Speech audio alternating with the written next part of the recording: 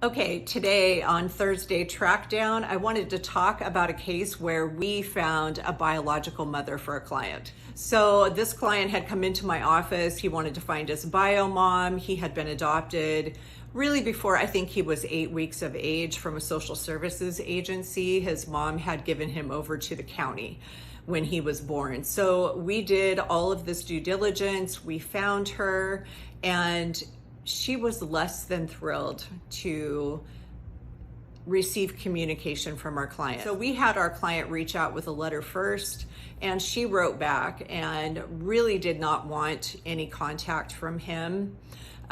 She did explain that there were circumstances within the family that prevented her from meeting up with him. So I want to tell you why maybe a birth parent may not want to visit with a birth child. So my client was really like in his early 50s. His mom was in her 70s. So a lot of time had passed. So he was a little confused as to why she still didn't want to meet him after all this time. Well, there's a few reasons that I've been given over time where biological parents say they don't want to meet their biological child.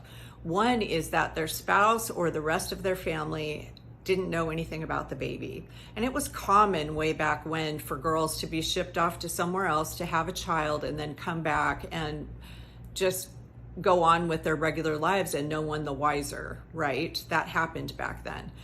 It's also possible that my client was the product of a rape or a sexual assault.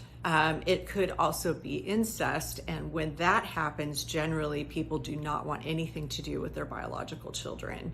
It can also just be too traumatic for a biological mother. So there are a few reasons that parents may not want to see their biological child. I've just named a few, there are lots more, but it's not always a very happy ending, but we try so hard to give our clients the closure that they need when it comes to adoption and birth parents.